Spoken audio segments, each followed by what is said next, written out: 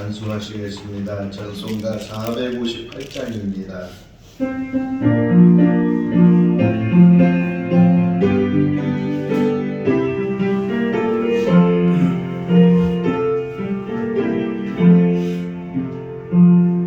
너의 마음에 슬픔이 가득할 때 주가 위로해 주시리라. 아침에 같은 밤에 마음으로 너 십자가 지고 가라. 더 기쁜 마음으로 십자가 지고 가라. 내가 기쁘게 십자가 지고 가면 슬픈 마음이 위로받네. 늘 따라서 주시는 은혜로서 나란 심령에 힘을 얻고 주가 언약한 말씀을 기억하고 너 십자가 지고 가라.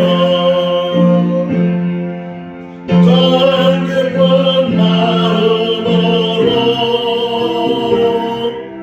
십자가 지고 가라. 내가 기쁘게 십자가 지고 가면 슬픈 마음이 위로받네. 내가 맡은 일 성실히 행할 때에 주님 앞에서 상 받으리. 주가 베푸시는 은혜를 감사하며 너 십자가 지고 가라. 더 기쁜 마음으로 십자가 지고 가라. 내가 기쁘게 십자가 지고 가면 슬픈 마음이 위로받네. 야고보서 4장 1절에서 10절 말씀입니다. 야고보서 4장 1절에서 10절 말씀. 너희 중에 싸움이 어디로부터 다툼이 어디로부터 나느냐? 너희 지체 중에서 싸우는 정욕으로부터 나는 것이 아니냐? 너희는 욕심을 내어도 얻지 못하여 살인하며 시기하여도 능히 취하지 못하므로 다투고 싸우는도다. 너희가 얻지 못하면 구하지 아니하기 때문이요. 구하여도 받지 못하면 정욕으로 쓰려고 잘못 구하기 때문이라. 가늠한 여인들아, 세상과 헛된 것이 하나님과 원수됨을 알지 못하느냐? 그러든 누구든지 세상과 같이 되고자 하는 자는 스스로 하나님과 원수되는 것이니라. 너희는 하나님이 우리 속에 거하게 하신 성령이 시기하기까지 사모한다 하신 말씀을 헛된 줄로 생각하느냐? 그러나 더욱 큰 은혜를 주시나니 그러므로 일렀으되 하나님이 교만한 자를 물리치시고 겸손한 자에게 은혜를 주신다 하였느니라. 그런즉 너희는 하나님께 복종할지어다. 마귀를 대적하나 그리하면 너희를 피하리라. 하나님을 가까이하라. 그리하면 너희를 가까이 하시리라. 죄인들아, 숨을 깨끗이 하라. 두 마음을 품은 자들아, 마음을 성결하라. 슬퍼하며 애통하며 울지어다. 너희 웃음을 애통으로 너희 즐거움을 근심으로 바꿀지어다. 주 앞에서 낮추라. 그리하면 주께서 너희를 높이시리라. 아멘. 할렐루야. 아멘. 어제 말씀 전하면서 야고보서는 신약의 잠언과 같다 이렇게 말씀을 드렸습니다. 구약에는 솔로몬의 잠언이 있다면 신약에는 야고보를 통해서 우리에게 주는 잠언의 말씀이 있습니다. 자, 구약에 있는 잠언에 많은 용어들이 나오고 또 많은 내용들이 나오는데 그 많은 용어들 중에서 특히 잠언에서 강조하는 용어가 무엇일까요? 뭐 지혜도 있고 또 명철도 있고 뭐 여러 가지 단어들이 있는데 그 중에 하나가 겸손이란 단어죠. 겸손에 대해서도 잠언에서 많이 강조를 하고 있고 오늘 본문에서도 겸손에 대해서 말씀을 하고 있는데 자, 지식적으로는 겸손이 뭔지를 잘 알고 있는데 실제적으로 우리가 이 땅에 살면서 겸손하게 살아야지 하는 생각은 갖는데 겸손하게 살지 못하는 그런 경우들이 참 많이 있어요. 그래서 오늘 새벽에 일찍 일어나서 이 말씀을 다시금 묵상하면서 어떻게 하면 겸손할 수 있을까? 겸손의 방법이 무엇일까? 이렇게 묵상하다가 겸손은 딱 한 가지의 방법을 통해서 겸손할 수 있겠다 그런 생각이 들었어요. 그러면 그 한 가지 방법이 뭘까요? 우리가 다 겸손하기를 원하는데 때로는 겸손하지 못할 때가 참 많이 있어요. 오늘 본문에도 비교된 게 뭐냐면 교만한 것, 겸손한 것 이렇게 설명하고 있는데 겸손한 마음으로는 정말 겸손하기를 원하는데 말과 행동에 있어서는 겸손하지 못하고 오히려 교만할 때가 참 많이 있다. 그러면 왜 겸손하지 못할까? 또 겸손할 수 있는 방법이 뭘까 하는 것을 우리 한번 생각하면 참 좋겠다. 그런 시간을 가지면 좋겠다. 그런 생각이 들었습니다. 어떻게 하면 겸손할까요? 많이 배우면 겸손할까요? 하나님 말씀, 기도하면 겸손할 뭐 방법 중에 하나겠죠. 기도하는 사람 더 겸손해질 수도 있고 뭐가 겸손해질 수 있는 거예요? 우리 표집사님 뭐가 겸손해질 수 있는 김모 용사님도 한번 생각해 보시고 백집사님도 생각해 보시고 하나님을 두려워하라. 하나님을 두려워하라. 두려워하라. 야, 멋진 말이에요. 우리 기억하기 위해서 하나님을 두려워하면 아주 겸손할 수 있어. 또 다른 방법이 있다면 여러 가지 이제 방법들이 있어요. 여러 가지 방법들이 있는데 정말 겸손할 수 있는 것은 이거겠다. 오늘 새벽에 다시 말씀드린 목사님 다른 방법도 많이 있지만 이거 아니면 겸손할 수 없다라는 생각이 딱 들었는데 뭐 여러 가지 이야기가 나올 수 있겠지만 시간상 제가 말씀을 드리면 딱 한 가지 방법이 뭐냐면 내가 죽는 거예요. 내가 죽으면 겸손할 수 있어. 겸손하지 않은 것은 아직도 내가 살아있기 때문에 겸손하지 못하고 우리가 흔히 하는 얘기 중에 하나가 기분 나쁘다 그런 말 하잖아요. 이 기분 나쁘다. 이 기분 나쁘다는 말 안에는 내가 아직도 죽지 않았다 하는 그런 말이 담겨져 있어요. 제가 어렸을 때 이제 우리 동네에 개를 한 마리 잡았어요. 옛날에 키우던 개를 잡잖아요. 개를 잡는데 그 개를 잡을 때 이게 태우잖아요. 태워가지고서 뭐 어떻게 하는데 그만 그 태우는 중에 그 개를 놓쳤어요. 그러니까 개가 안 죽었어요. 막 동네를 뛰어다니는데 얼마나 무서운지 그 개가 죽어야 되는데 안 죽으니까 발광을 하는데 뭐 지저대면서 막 자기 죽일까 막 도망다니고 막 그러는 모습이 지금도 눈에 선한데 안 죽으면 자기가 살아있으면 자꾸만 자기를 드러내게 된다. 로마서 12장 1절 말씀을 보게 되면 영적 예배에 대해서 말씀하면서 너희 몸을 산 제물로 드리라 그래. 산 제물로 드리라. 자, 제물을 한번 생각해 보세요. 제물은 이제 성막을 짓고 성막에서 이제 제사를 드리게 했는데 제물은 살아서 오지만 하나님 앞에서 죽어요. 흠없이 오지만 살아서 거기까지 끌려와요. 그런데 살아서 제물로 드리는 것이 아니고 그 제물을 죽여서 몽골에 가면 귀한 손님이 올 때 대접하는 것이 허럭이라는 요리가 있어요. 허럭이 뭐냐면 양을 한 마리 잡아서 큰 통에다가 불에 달군 돌하고 그 양고기하고 같이 이제 겹겹이 넣어서 거기다 뭐 양념을 좀 넣고 그래서 한 1시간, 2시간 정도 다시 이제 불에 데피면 허럭이라는 맛있는 요리가 이제 만들어지게 되는데 그때 양을 잡을 때 이제 보여줘요. 양을 잡을 때 소리도 안 돼.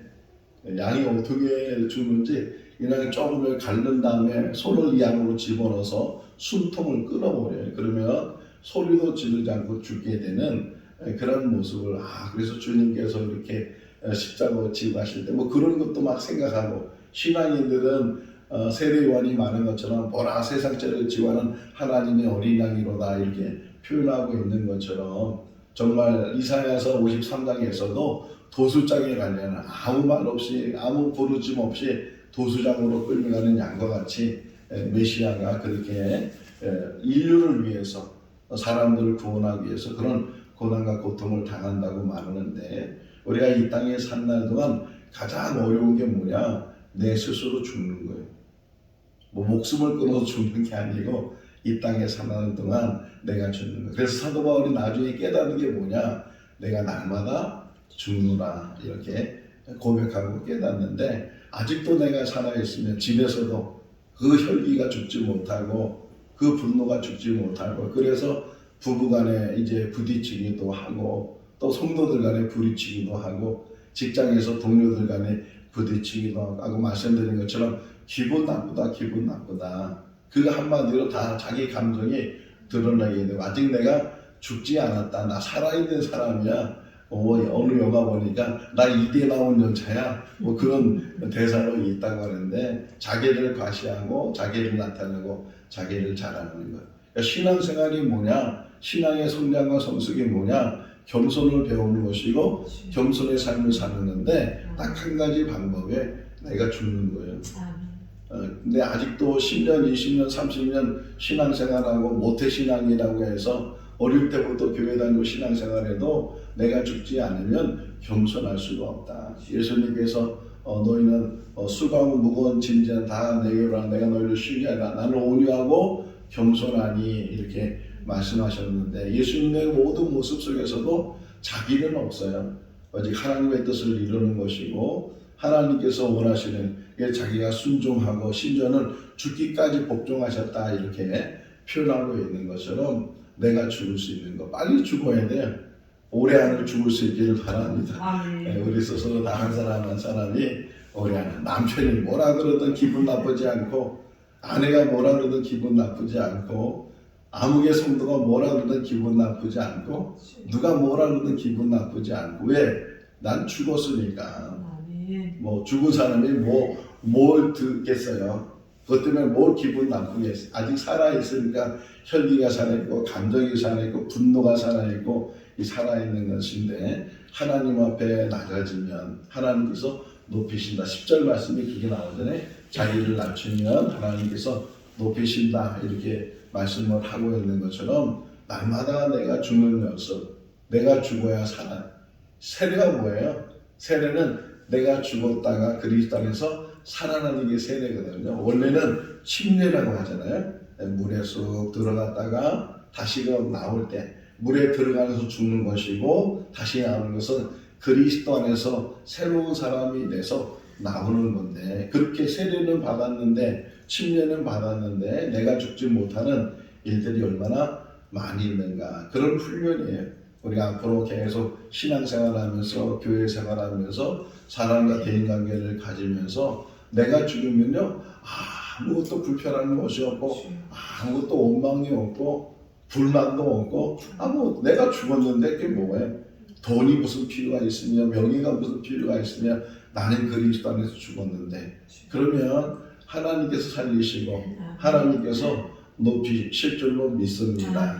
자, 1절을 보게 되면 싸움과 다툼하는 사람들 그 싸움과 다툼이 어디서 나오는 거냐 정욕에서 나오는 것이다. 자기 마음에서 자기 감정에서부터 이 싸움과 다툼이 나오게 되고 분을 이기지 못하게 되고 여기 또 뒷부분에 보게 되면 2절 말씀 중간에 시기라는 것도 나오거든요. 시기하고 질투하고 이런 것들이 다 싸움을 일으키는 것이고 다툼을 일으키는 것이고 내 것 네 것 따지면서 초대교회 이야기를 말씀드렸잖아요. 초대교회 은혜 받으니까 네 거 내 게 없는 거예요. 모든 것 다 서로 유무상통해서 있는 사람들이 다 가지고 와서 다 사도들 발 앞에 내려놓으면 그것 가지고 필요한 대로 사람들이 서로 나누고, 지금은 그런 공동체를 만들기가 참 어렵지만 이 신앙인이 돼서 정말 하나님 앞에 기쁨을 가지고 살면 내게 없다는 거예요. 내게 없고 다 하나님의 것이고, 하나님이 원하신다면, 하나님이 필요하신다면 언제든지 그 모든 것도, 심지어는 내 생명까지도 하나님이 원하시면 드릴 수 있는 그런 믿음의 삶이 영생을 누리는 삶이고 천국을 확신하는 그런 삶이 되는 줄로 믿습니다. 순교자들은 왜 순교하는 거예요? 이 목숨이 얼마나 아까운데, 하나밖에 없는 목숨인데도 불구하고 순교의 자리에서 폴리감이라는 사람은 성혼하기 위해 교부였는데 그 폴리감이 이제 화형을 당해요. 화형장 집행장이 얘기할 지금이라도 예수를 저주하고 예수를 부인하고 하나님 믿지 않으면 너를 살려주겠다, 그렇게 이야기해요. 폴리감이 나를 84년 동안 하나님께서 나를 사랑하시고 나에게 은혜를 베풀었는데 그런데 내가 어떻게 하나님을 부인하냐, 이래가지고서 더 많은 장작을 떼가지고서 화형을 시켰다는 그런 이야기가 있는데, 목숨까지도 두렵지 않고 하나님께서 원하시고 하나님께서 이루시길 간다면 내 목숨도, 나의 모든 것도, 나의 모든 재산도, 나의 모든 건강도 다 하나님 위해서 드리겠다, 그러면서 사는 삶이 멋진 인생의 삶이고 참된 신앙의 삶이 되는 줄로 믿습니다. 우리가 싸워야 할 대상은 사람이 아니에요. 자꾸만 사람하고 싸워, 그 가까운 아내하고 싸우고, 그 가까운 남편하고 싸우고, 조그만 그 감정 하나 때문에, 기분 나쁘다는 것 때문에, 내 말을 안 듣는다는 것 때문에, 잘 제대로 내 말을 들어주지 않는다는 것 때문에 이게 이에 서운하고 저기에 서운하고, 그러면서 그렇게 작은 것 때문에 싸우고, 교인들도요 나중에 보면 별거 아닌 것 때문에, 그런데 말 때문에도 싸우고 이랬다 저랬다 해서 그런 것 때문에 싸우고 하는 것들을 보게 되면 아직도 우리가 다 미성숙하고 어떻게 보면 어린아이 같은 그런 신앙을 갖고 있지 않는가 하는 생각도 갖게 되고, 이 정욕이라는 것은 어떻게 보면은 어떤 성적인 욕구 뭐 그런 것도 표현되어 있지만, 또 다른 면에서는 혈기, 이 혈기가 죽지 않고 이 혈기를 다스리지 못하게 되면 조그만 것과 또 시시벽을 가리려고 하고 그것 때문에 다툼이 갖고 싸움이 되는 일들이 참 많이 있다. 자, 우리가 또 살아가면서 조심해야 될 게 뭐냐면 기도인데, 우리가 뭘 얻지 못하는 것은 구하지 않아서 얻지 못할 뿐만 아니라 구해도 얻지 못하는 것은 잘못 구한다는 거예요. 여기 한번 볼까요? 3절 읽어볼까요? 구하여도 정욕으로 쓰려고 잘못 구하기 때문이라. 잘못 구하기 때문이다. 잘못 구하는 게 있다는 게, 뭐 또 야고보서 시작할 때는 잘못 구하는 것도 하나님께서 지혜를 너희가 구하라, 혹이나 잘못 구하는 것도 하나님께서 탓하지 않으시고 구하면 주신다, 이렇게 권면하기도 하지만, 이 또 여기서 하는 건 얘기는 기도할 때 정말 바르게 기도하라는 거예요.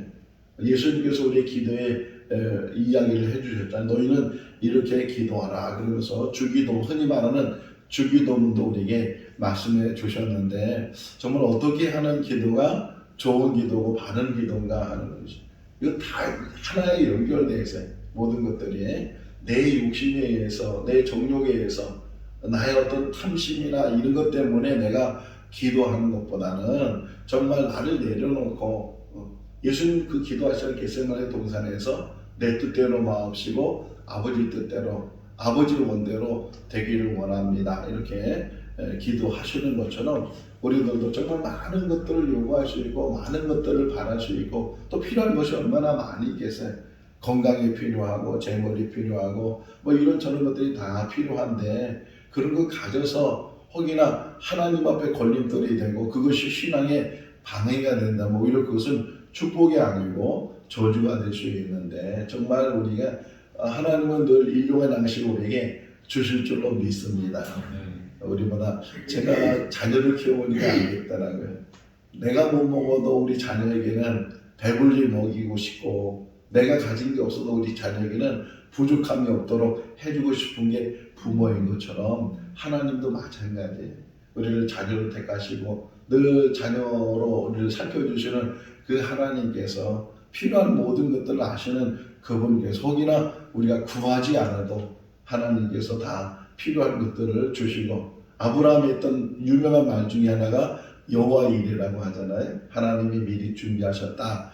이삭이 물었어요. 아니 여기 불도 있고 칼도 있고 다 있는데 재물이 어딨냐 이렇게 아버지한테 물었을 때 아브라함이 하나님께서 준비해 주셨다 이렇게 이야기를 했는데 정말 하나님이 준비하신 것처럼 우리 인생 속에서도 우리 앞길 모르지만 뭐 어떻게 펼쳐질지 내년에 어떤 일이 일어날지 앞으로 살아가면서 어떤 일이 일어날지 알지 못하지만 그러나 우리를 잘 알고 계신 하나님께서 우리에게 적절하게 필요한 모든 것들을 다 채워주시고 함께 하실 줄로 믿습니다.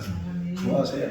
건강도 구하시고 물질도 구하시고 자녀를 위해서도 구하시고 하지만 하는 게 아니라 다 구하시고 그 구하는 가운데 내 뜻대로 마시고 아버지 뜻대로 아버지 원대로 아버지께서 하시고자 하시는 대로 이렇게 아버지께 맡기고 살면 내가 구한 것 그 이상으로 채워주시고 혹이나 잘못 구한 것이 있다 할지라도 책망하지 않고 그 잘못 구한 것도 그래서 늘 얘기하잖아요. 어느 목회자들이 얘기하기를 기도는 세 가지 응답이 있다. 주시는 응답이 있고 안 주시는 응답이 있고 다르게 주시는 응답이 있다. 이렇게 말씀을 하는 그런 것도 많이 듣게 되는데 반드시 응답은 있어요. 내가 구하는 대로 주시기도 하고 또 구해도 안 주시기도 하고 때로는 다른 것을 주시기도 하는데 그 어떤 것도 다 결과적으로는 하나님이 너무나도 우리를 잘 알고 있기 때문에 가장 적절한 것으로 가장 필요한 것으로 우리에게 주시는 줄로 믿습니다. 그러니까 기도하는 것도 정욕을 위해서 자기 욕심에 의해서 구하지 않는 그런 사람이 돼야 되고 4절 말씀은 이제 하나의 이제 예를 들어준 거예요. 이 가늠한 여자들아 뭐 여자들만 가늠하겠어요? 이 가늠한 남자들아 이렇게도 표현할 수 있는데 이 가늠이라는 것은 어쨌든 불의를 행하는 것이잖아요. 이게 꼭 신앙인이 아니더라도 사회적인 법을 받아 이 가늠은 불의한 것인데 이런 것들을 행하게 되면 세상과 보치될 수 있지만 반대로 하나님과는 원수가 된다. 왜? 하나님이 원하지 않기 때문에. 항상 우리의 기준은 하나님이 기뻐하시는 거예요.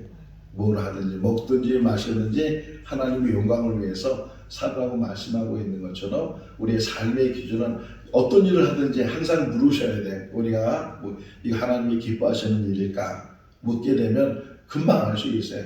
나의 기쁨을 위해서 하는 일들은 반대로 하나님을 기쁘게 못하는 일들이 참 많이 있거든요. 그러니까 내 기쁨이 아니고 그 기준이 하나님을 기쁘시게 하는 일들 이런 일들을 우리가 작은 거지만 그 작은 일도 하게 되면 그러면 우리에게도 기쁨이 있어요. 하나님의 기쁨이 곧 우리의 기쁨인 줄로 믿습니다. 한 가정의 가장이 기뻐하면 그 아내도 그 자녀들도 기뻐해요. 그 가장이 기분 나쁘면 그 가정이 막 분위기가 이상하잖아요. 긴장하게 되고 또 무슨 말이 나올지 몰라서 얘 막 마음이 두근두근거리고 그런 일들이 일어나게 되는데 하나님이 기뻐하시면 우리의 삶도 기쁨으로 넘치게 되고 하나님이 기뻐하시면 차고 넘치는 은혜가 있어요. 하나님을 기쁘시게 하면 그거 하나만 잘 감당하면 그 다음은 누가 책임져 주셔요? 믿습니까? 하나님이 우리의 모든 삶을 책임져 주시고 우리 교회도 마찬가지. 하나님을 기쁘시기만 하면 그러면 이 교회를 책임져 주시고 역사하시는 분은 하나님이신 줄로 믿습니다. 기도의 영성에 대해서 제가 몇 권의 책을 영성이란 과목이 있어서 배운 적이 있는데 테레사라는 마더 테레사 말고 그 전에 오래전에 기도의 영성이 깊은 그 테레사라는 사람이 기도에 대해서 기도의 여러 단계와 또 응답에 대해서 설명하면서 이런 표현을 해요. 어떤 사람이 밭에서 이제 곡물을 재배하는데 그 곡물을 자라기 위해서는 물이 필요하잖아요. 근데 대부분의 많은 사람들이 물을 길러다가 그 밭에다가 물을 준다는 거예요. 이래서 물을 안 주는 것보다 잘 자라지만 그게 사람의 힘이 얼마나 되겠는가. 그런데 하늘에서 비가 내리면 한순간에 다 그것이 물이 적셔가지고서 그것이 잘 자란다. 이건 무슨 비유였냐면 내가 노력하는 것 중요하고 내가 노력해서 재물을 얻고 내가 노력해서 뭔가 성취하고 그런 것 중요하지만 하나님의 복을 내려주시면 하나님이 쏟아주시면 한순간에 그 모든 것들이 해결되고 차고 넘치는 역사가 일어나게 된다. 기도도 마찬가지. 기도도 내가 뭐 달라고 해서 이렇게 하나하나 얻어지는 거 물론 그거 해야 되는 거지만 하나님께서 알아서 모든 것 채워주시면 그러면 우리가 구하지 않을까지도 채우고 역사하시는 분이 하나님이시다. 그래서 우리에게 이야기를 해주고 있어요. 그래서 하나님께 가까이 가. 여기 한번 8절 볼까요? 8절 읽어봅시다. 하나님을 가까이 해라. 그리하면 너희를 가까이 하시리라. 죄인들아 손을 깨끗이 하라. 두 마음을 품은 자들아 마음을 성결하게 하라. 하나님을 가까이 하면 하나님 우리를 가까이 하시고 특별히 손을 씻는 자. 하나님은 거룩하신 분이고 흠이 없으신 분이니까 우리가 하나님 앞에 갈 때 흠 없이 가야 되잖아요. 근데 우리는 너무나도 많은 흠을 가지고 있고 많은 불결함이 있는데 하나님 앞에 성결하기 위해서 두 마음을 품지 말라는 게 의심하지 말라는 게 하나님을 믿으면서 또 세상 것 의지하고 세상 것 바라보고 하나님보다는 세상 것이 더 좋고 귀하고 이렇게 되면 두 마음이 생기게 되는데 그래서 예수님 비유로 말씀하시나요? 하나님과 재물을 겸하여 섬길 수 없느니라. 두 주인을 섬길 수 없느니라. 이렇게 말씀하고 있는 것처럼 재물이 필요하고 다 세상에 살다 보면 필요한 것들이 많이 있지만 그러나 최우선적으로 우리가 바라봐야 될 것은 하나님인 줄로 믿습니다. 하나님 앞에 가까이 가. 전도서를 읽어보면요. 전도서에 이제 잠언에서 여기 야고보에서 또 뒷부분에 나와. 내일 이제 새벽에 그런 이야기가 나오는데 우리가 뭐 장사해서 돈을 많이 벌겠다, 뭐 어떻게 계획을 세워서 그런데 이 야고보는 뭐라고 표현하면 그게 모든 게 안개와 같다. 안개. 지금 오다 보니까 조금 안개가 꼈는데 또 아침이 되면 안개가 많이 끼고 그러는데 그래서 앞이 안 보일 정도로 그러는데 햇빛만 뜨면 날이 밝기만 하면 언제 그런 일이 그것이 다 사라지는 것처럼 세상에 있는 것들 한순간에 사라지게 되고 그거에 내 평생에 그것이 내가 의지할 것처럼 생각하지만 한순간에 그 모든 것들이 다 소멸되고 사라지는 것이 이 눈에 보여지는 것 세상에 있는 것 뭐 권력이든 재물이든 그 모든 것들은 순식간에 사라지는데 그것 의지하면서 그게 하나님이 되는 일들이 참 많이 있다는 거예요. 우리에게 지금 야고보 선생들이 많이 해주고 있고 자 6절이 오늘 요지예요. 읽어볼까요? 그러나 더 큰 은혜를 주시나니 그러므로 이르시되 하나님이 교만한 자를 물리치시고 겸손한 자에게 은혜를 주신다 하였느니라. 아멘.